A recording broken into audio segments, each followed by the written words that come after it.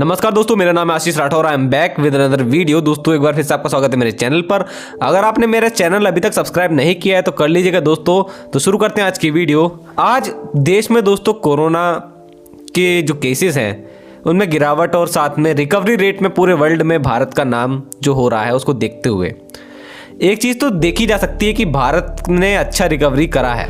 अब ऐसे में 22 मार्च के बाद से बंद पड़ा हमारा भारतीय रेलवे हमारे लिए एक बहुत ही इम्पोर्टेंट ट्रांसपोर्ट का साधन, उसके ना होने पर हम लोगों को बहुत दिक्कतों का सामना करना पड़ा है पिछले समय में। अब स्पेशल ट्रेनें धीमे धीमे जो चालू करी हैं, जिसमें रेलवे भी अब कुछ और चीज़ें सोच रहा है। आसानी से वो पैसेंजर ट्रेन या एक्सप्रेस ट्रेन को नहीं चला रहा है, स्पेशल ट्रेन को चला रहा है। अब उसमें रेवेन्यू का जो मैटर है वो तो अलग बात है, लेकिन फिर भी रेलवे कुछ ट्रायल्स लेना चाहता है इसके माध्यम से, क्योंकि अब आखिरकार जो हो गया सो हो गया। जो अब वक्त मिला है इसमें वो अपनी सारी एरर ख़त्म करना चाहता है, जो भी गलतियां उससे पहले हुई हैं टाइम टेबल्स बनाने में। तो इसलिए ट्रेन्स को अभी भी चलाने में वो देरी कर रहा है और धीरे धीरे खोल रहा है ट्रेनों को। तो दोस्तों ऐसे में आगे इस चीज़ के लिए अलग वीडियो बनाएंगे, लेकिन आज मैं बात कर रहा हूँ हरिद्वार के बारे में। हरिद्वार हमारे सनातन हिंदू संस्कृति की एक बहुत बड़ी धर्म नगरी है और यहाँ पर हो रहा है महाकुंभ 2021 14 जनवरी से शुरू। मकर संक्रांति के पहले स्नान में जो ट्रायल लिया जाएगा सुरक्षा व्यवस्थाओं का और पूरी कंडीशंस का, वो देखते हुए ही आगे और स्नान को कंडक्ट कराया जाएगा। तो ऐसे में दोस्तों रेलवे पहले की ही तरह तैयारी कर रहा था कि किस तरीके से ट्रेनों को चलाना है इस टाइम पर। इसीलिए लक्सर और हरिद्वार के बीच में 27 किलोमीटर का डबलिंग का काम और 661 करोड़ का पूरा जो पैसा लगाया गया है यहाँ के रेलवे स्टेशन पर, वो आपको देखने को मिलेगा जब आप यहाँ पे आएंगे। लेकिन आएंगे जब यहाँ पे ट्रेन आएंगी। यहाँ पर सिर्फ 11 से 13 ट्रेनें के आसपास अभी चल रही हैं और ये ट्रेनें कुछ भी नहीं है दोस्तों। यहाँ पर सुबह कुछ ट्रेन 1-2 निकल जाती हैं, उसके बाद कोई ट्रेन नहीं होती शाम तक। इतने बुरे हालत अभी यहाँ हरिद्वार में ट्रेन को लेकर के हैं। यहाँ पर अभी कोई ढंग की ट्रेन नहीं चल रही है। अब इसी को देखते हुए रेलवे की एक बड़ी बैठक हुई थी। नॉर्दर्न रेलवे ने कुछ जायजा लिया था कुंभ को देखते हुए और 35 जोड़ी स्पेशल ट्रेनें जो कि एडिशनल ट्रेनें होंगी यहाँ पर चलेंगी सिर्फ कुंभ के लिए 4 महीने तक। और उसके साथ में 25 जोड़ी जो ट्रेनें अभी बंद पड़ी हैं। तो ऐसे में दोस्तों 25 बंद पड़ी एक्सप्रेस ट्रेनों को दोबारा से खोलने के लिए मीटिंग भी हुई थी और 35 स्पेशल ट्रेनों की बात हुई थी। लेकिन सारा पेच फंसा हुआ था। रेलवे ने उसके बाद ये बोला कि अभी क्लियर नहीं है, हम लोग तो तैयारी कर रहे हैं लेकिन अभी सरकार के ऊपर है। कौन सी सरकार? उत्तराखंड सरकार।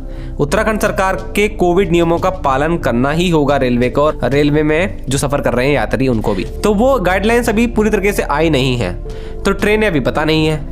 तो यही पेज फंसा हुआ था। फिर मुरादाबाद रेल मंडल की तरफ से अभी आता है खबर कि उन लोगों ने अभी जो संपर्क बनाया हुआ है उत्तराखंड सरकार के साथ, तो उन्होंने उनको प्रस्ताव भेजा है, जल्दी से बता दीजिए कि व्यवस्थाएं कैसे करनी है ट्रेन की, वो बता दीजिए। और साथ में इम्पोर्टेंट एक्सप्रेस और पैसेंजर ट्रेन चलानी है कि नहीं चलानी है और कैसे चलानी है, क्योंकि उनमें होंगे जनरल कोचेस और जनरल कोचेस के लिए अभी अनुमति नहीं है। एक फैसला रेलवे बोर्ड का आया था, उन्होंने सुबह अनुमति दी कि रेलवे में जनरल कोचेस में लोग सफ़र कर सकते हैं और उसके बाद ही फिर शाम तक वो भी कैंसिल हो गया था। अभी कुछ दिनों पहले की बात है, लेकिन अभी कुछ साफ नहीं है। और उसके बाद उत्तराखंड सरकार की तरफ से कुछ वहाँ पर उनको हरी झंडी मिली, तो अब खबर आई है कि 10 स्पेशल ट्रेनों के साथ में आगे बढ़ा जाएगा 14 जनवरी से पहले। और एक बहुत ही इम्पॉर्टेंट खबर जो कि मेरे को बहुत ज़्यादा उसने खुश कर दिया है वो ये है, इस 10 को तो चलाना ही चलाना है, स्पेशल ट्रेनें होंगी। इससे पहले जो 25 एक्सप्रेस ट्रेनें बंद पड़ी हैं उनको 4 जनवरी से पहले हरिद्वार से चलाया जाएगा, ये कहा गया है। महाराष्ट्र, उड़ीसा, दक्षिण भारत, पश्चिम बंगाल, बिहार के लिए ट्रेनें चलानी जो शुरू होंगी, वो स्पेशल ट्रेनें होंगी, वो 14 जनवरी से कुछ ठीक पहले चलेंगी। और जो 25 ट्रेनें बंद पड़ी हैं उनको उनसे पहले चलाया जाएगा। ये अभी दैनिक जागरण में खबर निकल के आई है लोकल न्यूज़ में। तो यहाँ से एक चीज़ आपको मैं बता दूँ, इसमें जो न्यू ट्रेनें चलेंगी वो स्पेशल वाली होंगी।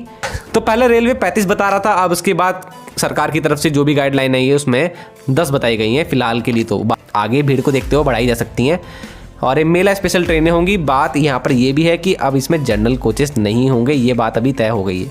तो दोस्तों ये बात से पता लगता है कि जनरल ट्रेनें नहीं होंगी तो पैसेंजर ट्रेन भी नहीं चलेंगी। हाँ, ऐसा हो सकता है कि सेकंड सीटिंग वाली कुछ ट्रेनें बनाई जाएं और उनको सहारनपुर तक, मेरठ, गाजियाबाद, दिल्ली, मुरादाबाद के लिए उनको चलाएं। ऐसी ट्रेन की 2-2 फेरे हो जाएं दिन में। एक बात बहुत इंपॉर्टेंट ये निकल के आई है कि रेलवे ने ये फैसला किया है कि हर आधे घंटे बाद एक ट्रेन चलेगी। तो हर आधे घंटे बाद एक ट्रेन चलने का मतलब है हरिद्वार में ट्रैफिक बढ़ेगा। 27 किलोमीटर का डबलिंग का काम इसलिए ही हो रहा है तेज। और उसके बाद फिर न्यू दिल्ली से सहारनपुर, गाजियाबाद, मेरठ, देवबंद, मुजफ्फरनगर होते हुए जो रूट जा रहा है, तो सहारनपुर तक उसकी डबलिंग जो है वो भी इसको सपोर्ट करने वाली है। वो डबलिंग भी फाइनल स्टेज में आ चुकी है। तो यहाँ पर ये वाले काम आपने सुन लिए। अब एक हर आधे घंटे बाद में उनको एक निर्देश ये दिया गया है कि जब एक ट्रेन निकल जाएगी उसके बाद सारा सैनिटाइजेशन का काम, उसमें से उतरे हुए लोगों को सही जगह पे पहुंचाना, और या फिर अगली आधे घंटे बाद वाली जो ट्रेन आएगी उसके लिए जो यात्री आएंगे उनको अंदर लेके आना और उनके सारी जानकारी लेना और कोरोना से रिलेटेड जो भी कामकाज है वो ख़त्म करना। ये सारे काम जो है ये सरकार के साथ ही मिलकर के हो पा रहे हैं।